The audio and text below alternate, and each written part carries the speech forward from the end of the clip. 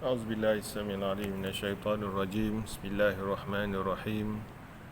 الحمد لله رب العالمين والصلاة والسلام على أشرف الأنبياء والمرسلين وعلى آله وصحبه أجمعين. اللهم صل على سيدنا محمد وعلى آله وصحبه وبارك وسلم. سبحانك لا علم لنا إلا ما علمتنا إنك أنت العليم الحكيم ولا حول ولا قوة إلا بالله العلي العظيم. Amma ba'd. Tuan-tuan dan puan-puan yang dirahmati Allah, para pelajar mu'alaf saya, Assalamualaikum warahmatullahi wabarakatuh.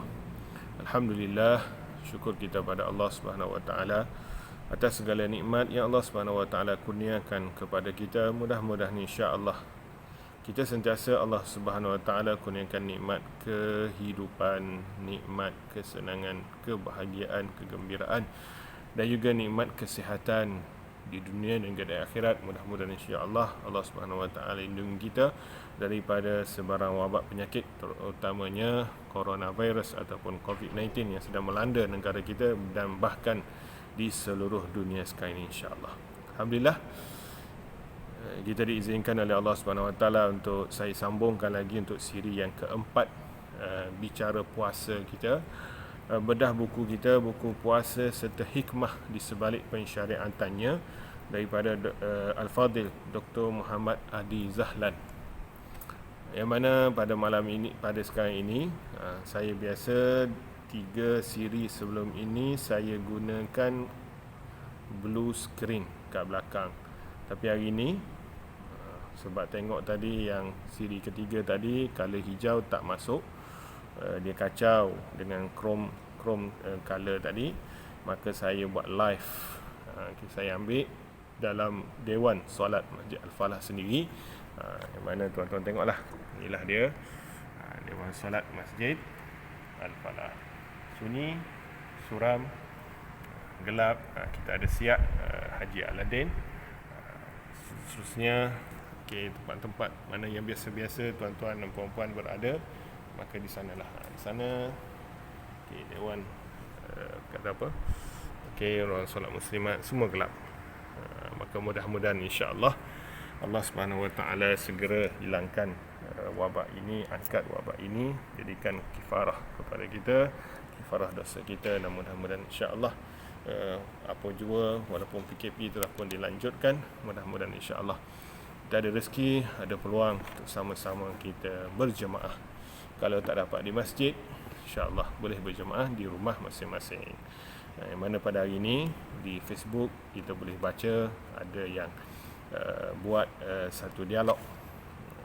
Imam baca panjang, komplain. Imam baca pendek, komplain. Imam baca surah-surah pendek, panjang. Imam baca surah lazim, komplain. Imam baca tak sedap, komplain. Imam baca sedap, komplain. Imam buat 20 rakaat, komplain. Imam buat 8 pun komplain. Maka selepas ini sama-samalah, mudah-mudahan tuan-tuan terutamanya dapat jadi imam yang baik kepada jemaah-jemaah di rumah. Mudah-mudahan insya-Allah Allah Subhanahu wa taala berikan kita kesihatan untuk jumpa dengan bulan Ramadan nanti insya-Allah. Insya-Allah kita sambung lagi pada bab tadi. Kalau tadi membatalkan puasa dalam bab keluar air mani, satu lagi adalah hukum tinggal puasa kerana berpantang, kemudiannya langkah tahun kerana menyusu. Ini bab ini khas untuk orang perempuan sahaja. Maksud pantang secara adat dan syariat. Dalam adat Melayu, pantang selepas bersalin memiliki beberapa tempoh yang masyhur, antaranya 44 hari dan 100 hari. Manakala menurut syariat, berpantang ini boleh dikaitkan dengan hukum keluarnya darah nifas. Darah nifas adalah seperti hukum haid pada perkara-perkara yang haram dilakukan, yakni solat, puasa, membaca mushaf Al-Quran, menyentuh, membawanya, beriktikaf ataupun menetap dalam masjid, bertawaf, berjima, bermesraan suami dan isteri di antara pusat dan lutut. Dan juga kebiasaan nifas ini adalah 40 hari, maksimumnya adalah 60 hari. Menurut Imam Asy-Syarbini Al-Khatib, orang perempuan yang bernifas haram menunaikan ibadah puasa Ramadan. Jika dia berpuasa juga, maka puasanya adalah tidak sah ataupun batal dan wajib diqada. Ini berbeza dengan solat fardu yang tak perlu diqada ataupun diganti. Perkara ini berdasarkan hadis Muslim riwayat Aisyah radhiyallahu anha bahawa kaum wanita diperintahkan untuk mengqadakan puasa Ramadan yang ditinggalkan akibat haid dan juga nifas, tetapi tidak bagi solat fardu. Pada asalnya, hukum wanita yang menangguhkan qada puasanya sehingga masuk ke Ramadan yang tahun selepasnya, tahun seterusnya adalah haram dan wajib ke atasnya untuk qada puasa dan membayar 1 mud secupak makanan ruji seperti beras dalam zakat fitrah bagi setiap puasa yang ditinggalkan dan tidak sempat diganti sebelum tiba Ramadan bagi tahun yang baru. Namun begitu, pengecualian ini diberikan jika penangguhan itu bersebabkan uzur syar'i. Contohnya, dia sentiasa ada masalah haid dan nifas, maka tak sempat nak qada, jumpa pula dengan Ramadan pada tahun selepasnya.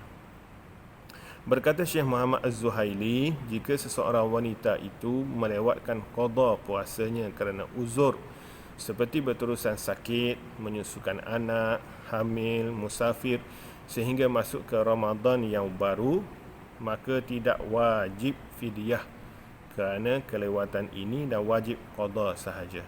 Ini juga biasa berlegar di kalangan kita. Biasanya kita orang perempuan susah nak ganti puasa, maka sedar tak sedar tiba-tiba dah masuk Ramadan tahun seterusnya. Maka ada yang kata macam mana boleh bayar kifarah dan sebagainya, macam mana dan seterusnya. Maka hukumnya kalau wahbah di sisi Syekh Wahbah Muhammad Az-Zuhaili, wajib qada. Tak wajib bayar fidyah, tapi wajib qada juga puasanya. Kesimpulannya daripada masalah bab qada puasa ataupun fidyah ini, hendaklah menggantikan puasa yang ditinggalkan semasa nifas dahulu. Jika melewatkan puasa sehingga masuk ke Ramadan yang baharu, maka hendaklah ganti puasanya dan membayar fidyah bagi setiap hari puasa yang ditinggalkan. Maknanya qada kena qada, bayar fidyah pun kena bayar fidyah. Jika perempuan meninggalkan ganti puasa atas sebab keuzuran seperti masih menyusu anak, lalu masuk ke Ramadan yang baharu, maka perempuan tersebut tidak perlu membayar fidyah, tetapi perlu menggantikan puasa. Maksud di sini konteks ataupun asasnya adalah dalam bab qada puasa. Tiga-tiga kesimpulan ini, tiga-tiganya kena qada. Manakala fidyah adalah pada masalahnya. Seterusnya adalah dalam bab perkara yang tidak membatalkan puasa dalam perubatan. Pertamanya, penggunaan alat penyedut udara inhaler bagi orang yang sakit lelah ataupun asma. Asma ni anak pelajar ngaji saya, pelajar qiraat saya. Ingat pula ke asma. Asma. Yang seterusnya adalah penggunaan jarum suntikan. Contohnya suntikan insulin untuk pesakit diabetes. Kita dah bicara pada siri yang ketiga, iaitu sebab apa insulin ini disuntik bukan pada rongga yang terbuka, tapi pada urat, pada kaki ke pada tangan dan sebagainya. Menitiskan ubat ke dalam mata, aimor, derma darah dan menerima derma darah, sedutan gas oksigen. Kalau kita kata nap, medical kata, isteri kata ambil nap, apa nebulizer. Penggunaan teropong ke dalam perut, dia panggil apa istilah itu, maknanya daripada dubur masuk ataupun daripada mulut sebagainya. Penggunaan krim dan lotion. Yang seterusnya, yang ke-8, tajuk yang ke-8, kita masuk pada bab adab puasa Ramadan. Okey, untuk kita tidak dapatkan puasa itu lapar dan dahaga saja, maka puasa ini ada adab-adab dia. Mudah-mudahan insya-Allah dengan adab-adab kita buat ini, kita dapat kekuatan untuk kita beramal ibadah di sepanjang kita berpuasa, bukan hanya kita dapat tidur sahaja. Tidur ya betul, pada bulan puasa sunat tu tidur, tapi tak adalah tidur daripada subuh sampai ke maghrib, tidur je. Maknanya kalau tidur ini boleh mengelakkan dari kita daripada melakukan maksiat, tapi dalam masa yang sama kalau tidur je, macam mana nak buat ibadah yang lain. Adab puasa Ramadan yang pertamanya adalah sunnah untuk kita bersegera ketika berbuka. Berbuka ini adalah dengan makan buah tamar dan juga minum air. Sunatnya air putih ataupun air suam. Sebab apa? Kalau kita masukkan makanan manis, air manis dan sebagainya, maka mungkin masa itu syahwat kita pun ajak jumlah makan nasi pula dan sebagainya, maka dah start dah tu. Maka sunnahnya adalah bersegera ketika berbuka, kemudian bersahur. Puasa kita yang membezakan dengan umat-umat terdahulu iaitu pada sahur. Yang mana sahur ini sunnah untuk kita melewatkan sahur. Iaitu kita dalam orang Melayu kita ini ada satu istilah namanya imsak. Imsak ini bukan subuh lagi, tapi maksudnya waktu imsak ini untuk kita bersedia untuk menahan diri kita daripada makan. Biasanya imsak ni 10 minit sebelum subuh. Kalau kita sunnahnya, hadisnya sebut 5 ayat ataupun 10 ayat. Rasulullah baca 5 ayat itu maknanya bila dah habis itu maknanya masuk subuh. Kita juga kadang ada yang suka membiasakan makan waktu imsak. Waktu imsak tu baru nak makan, takut nanti terkejar-kejar terlepas puasa. Maknanya azan tu masih makan lagi. Kalau boleh waktu imsak itu kita sudah pun menyuap untuk suapan terakhir, minum air dan sebagainya, bersedia masuk toilet, mandi-mandi dan sebagainya untuk solat subuh berjemaah. Kemudiannya adab puasa jugalah meninggalkan kata-kata keji dan perbuatan serta perkataan yang memberahikan. Mandi janabah, mandi wajib sebelum terbit fajar. Tuan-tuan dan puan-puan yang dirahmati Allah, kalau kita berjunub untuk lelaki, kita bersama dengan isteri pada malam Ramadan, kalau kita tersedar dah waktu subuh, puasa kita itu sah. Jangan pula sedar-sedar azan, bila dah azan hayya 'alas solah hayya 'alal falah, as-salatu khairun naum, kita kata puasa kita dah tak sah, maka kita makan. Jangan. Puasa masih lagi sah, cuma kena mandi wajib, mandi junub untuk menghalalkan kita solat fardu subuh. Kemudiannya meninggalkan perbuatan berbekam. Berbekam ini ketika puasa makruh. Sebab apa? Takut-takut nanti kita pengsan ataupun pitam. Sama jugalah dalam bab demam darah itu, kalau boleh demam darah itu, kalau boleh menahan diri daripada demam darah pada bulan puasa, kita berpuasa, itu lagi bagus. Tapi ada orang yang kuat badannya, maka terpulanglah pada kesihatan masing-masing. Meninggalkan perbuatan merasa makanan atau mengunyahnya. Okey, kalau boleh, kalau kita ini dah biasa masak, maka tak perlulah. Tak ada masalah pun kesihatan pun sebut kurangkan garam dalam masakan, kurangkan gula dalam masakan, banyakkan gula dalam senyuman, dan itulah seterusnya. Berdoa ketika berbuka. Kalau kita biasa kita doa Allahumma barik lana, itu biasa. Allahumma salli ala sayyidina Muhammad, Allahumma lakas sumtu wa bika amantu, itu biasa kita. Tapi ada lagi doa-doa yang lain yang mana biasanya guru-guru kita ajar. Mari penting sekali bacalah bismillahirrahmanirrahim, doalah macam mana doa sekalipun. Kemudiannya memberi makan untuk orang yang berbuka puasa, sama-sama berkongsi. Jangan pula kita dah tengah buka puasa ini ada orang yang kelewatan, kita terus simpan apa yang kita makan itu, tak nak bagi ke orang. Sebaiknya kongsilah makanan tersebut, yang mana pahala orang yang memberikan orang berbuka puasa, pahalanya sepertinya dia juga berpuasa pada hari tersebut. Memperbanyakkan sedekah, membaca Al-Quran dan beriktikaf di masjid, yang mana contohnya konteks beriktikaf di masjid pada ketika ini sudah tidak sesuai dan tidak bolehlah, tak boleh masuk dalam masjid. Mudah-mudahan insya-Allah kita boleh buat amal ibadah yang lain, banyak lagi sunnah-sunnah ketika puasa. Perkara topik yang ke-9, perkara-perkara makruh dalam bulan Ramadan ataupun ketika berpuasa.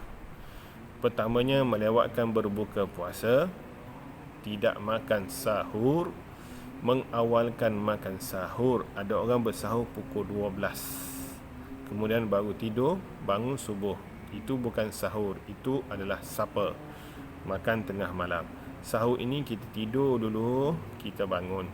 Bangun, sahur itu minum air pun dah panggil bersahur, dah cukup. Tak semestinya mesti ada ikan 3 rasa, tak semestinya ada sup ekor ke dan sebagainya, tak semestinya. Cukup dengan air, dengan kurma pun dah mencukupi, namanya bersahur. Bercakap dengan kata-kata keji dan lucah, mandi janabah selepas terbit fajar, maknanya tertinggallah solat subuh berjemaah. Berbekam, merasa makanan dan mengunyahnya, tidak berdoa ketika berbuka puasa, jarang bersedekah, tidak membaca Al-Quran dan beriktikaf. Okey, kita sekarang ini dalam buat iktikaf, saya sebut tadi, ketika ada puasa Ramadan, kita memang tak boleh nak buat iktikaf sebab di rumah. Maka kat rumah, jangan pula dibuka TV-nya. Maka cubalah banyakkan baca Al-Quran, banyakkan berzikir, banyakkan tazkirah, nasihat kepada keluarga. Tajuk yang ke-10, golongan yang diberikan rukhsah, kemudahan untuk berbuka puasa. Tapi kena ingat, rukhsah ini bukan maknanya dia tak perlu puasa langsung. Maknanya dia kena ganti balik, qada balik puasa tersebut. Cuma yang tinggal sama ada qada ataupun boleh dengan fidyah ataupun kedua-duanya sekali. Pertamanya adalah orang musafir. Orang musafir iaitu 90 km ataupun 2 marhalah keluar musafirnya kerana dengan sebab urusan kerja dan urusan agama, maka dia boleh berbuka puasa. Pilihan baginya untuk berbuka puasa. Bukan pergi balik 92 marhalah 90 km, tapi pergi saja 90 km. Seterusnya adalah orang sakit, yang mana tiada harapan untuk sembuh sakit dia tu. Rasakan pening kepala, insya-Allah boleh lagi tu puasa, kecuali pening yang boleh sebabkan pitam, maka dia boleh berbuka puasa. Kalau pitam dah batal dah puasa. Okey. Kemudiannya yang ketiga, orang yang diberikan rukhsah, orang tua yang lemah. Maksudnya dah uzur dah, umur 80, 90, 100 sebagainya. Ada yang Allah berikan mereka peluang. Umur 80 masih kuat macam umur 40. Umur 40 pula masih kuat macam umur 20. Itu adalah urusan Allah Subhanahu Wa Taala, bergantung kepada pemakanan masing-masing. Yang kemudiannya adalah orang yang tiada harapan sembuh. Yang terakhirnya, mereka yang diberikan rukhsah, iaitu perempuan. Lelaki tak ada. Perempuan yang mengandung ataupun yang menyusu bayi. Mengandung, menyusu bayi ini ada dua. Mengandung boleh berbuka puasa sebab takut badannya ataupun sebab takut anaknya. Sama juga menyusu bayi, berbuka puasa sebab takut susu tak cukup, anak tak kenyang minum susunya. Okey. Mereka inilah yang diberikan rukhsah untuk berbuka puasa. Yang penting kena ganti balik, sama ada ganti itu dengan qada puasa sahaja ataupun dengan fidyah sahaja, ataupun kena buat dua-dua, qada dan juga fidyah. Dalam buku ini dia tulis kotak-kotak ni, dia ada kotak-kotak dia ni. InsyaAllah nanti saya snap gambar, saya letak dalam video saya ni, kotak ini, iaitu orang yang rukhsah berbuka puasa tu, macam mana nak ganti dengan puasa yang ditinggalkan. Contohnya orang musafir, wajib dia qada puasa dia. Orang sakit, Ini orang sakit ada dua, sakit yang biasa, sakit yang tak ada harapan untuk sembuh. Sakit yang ada harapan untuk sembuh wajib untuk qada. Orang tua tidak wajib qada, wajib bayar fidyah. Orang sakit tiada harapan sembuh, tak wajib qada, kena bayar fidyah. Perempuan mengandung wajib qada, wajib bayar fidyah kerana bimbangkan kandungannya, sebab dia bimbangkan orang lain, bukan bimbangkan dirinya. Kemudian perempuan menyusu wajib qada, wajib bayar fidyah jika bimbangkan anaknya. Kalau dia berbuka sebab dia yang lemah, maka dia tak perlu bayar fidyah. Tapi kalau dia berbuka sebab doktor kata awak kena berbuka, tak boleh puasa, nanti anak awak tak ikut zat, itu adalah nasihat. Kena ikut nasihat doktor, bukan ikut diri kita sendiri. Doktor akan bagi nasihat sebab doktor itu tahu macam manakah keadaan kita. Maka itulah sedikit sebanyak untuk perkongsian malam ini, iaitu membicarakan pasal puasa. InsyaAllah pada pertemuan yang seterusnya, kita dalam buku ini dia tulis Lailatul Qadar. Saya tak pastilah sekarang, mungkin awal sangat sebagainya. Saya rasa saya nak fokus pada puasa. Mungkin saya cari buku yang lain nak bercerita berkenaan dengan puasa. Ataupun tadi pun ada seorang sahabat kita belum beragama Islam telefon nak belajar tentang Islam. Saya dalam musim PKP ini, saya rasa kita buat video je lah, video ajar apa Islam tu apa, beriman kepada Allah itu macam mana sebagainya. InsyaAllah ada peluang rezeki, Allah bagi kelapangan, Allah bagi kesihatan, InsyaAllah kita buat lagi video untuk sama-sama bagi manfaat. Saya ini hamba yang lemah, banyak benda saya tak tahu, kita sama-sama kongsikan ilmu pengetahuan.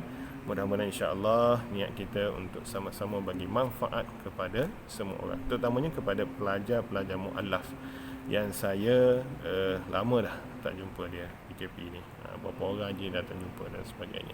Mudah-mudahan insya-Allah kita semua sentiasa diberikan kesihatan dan perlindungan oleh Allah Subhanahu Wa Taala, dan juga mudah-mudahan insya-Allah kita dah tanamkan harapan dalam diri kita untuk jumpa dengan bulan Ramadan.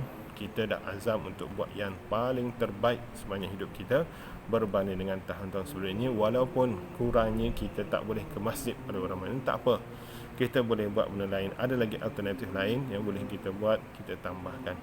Dan kemudiannya pesanan ini juga saya untuk kalau di sini para pendengar saya yang merupakan warga Afalah ataupun siapa-siapa lah dengan saya ini, besar harapan juga untuk sama-sama kita menyumbang kepada operasi masjid masing-masing, masjid, sebab masjid ini bergantung kepada sumbangan daripada tuan-tuan dan puan-puan. Mereka jarang berniaga, mereka biasanya bagi je bantuan tu percuma kepada orang luar, tapi mereka jarang berniaga. Cuma itulah harapannya, moga tuan-tuan dan puan-puan dapatlah sama-sama kita kongsikan nikmat yang kita ada, untuk sama-sama kita bantu masjid-masjid berdekatan dengan kita. Mudah-mudahan insya-Allah dengan bantuan itu, walaupun sedikit pun, dapat melancarkan operasi masjid walaupun kita tak ada dalam masjid tersebut. Mudah-mudahan insya-Allah apa juga kita buat, apa juga kita lakukan, apa juga kita sumbangkan, dermakan, mudah-mudahan insya-Allah Allah hitung, Allah tulis sebagai ganjaran pahala berlipat kali ganda, terutamanya nak masuk bulan Ramadan ini insya-Allah. Stay at home, stay safe. Mudah-mudahan insya-Allah Allah hilangkan, Allah angkatkan, Allah lindungi kita daripada wabak COVID-19 ini dan keluarga kita insya-Allah. Jaga jarak sosial masing-masing. Mudah-mudahan insya-Allah kita selamat dunia dan juga di akhirat. Wallahu taala alam. Ampun dan maaf ada salah dan silap. Wabillahi taufiq wal hidayah. Wassalamualaikum warahmatullahi wabarakatuh.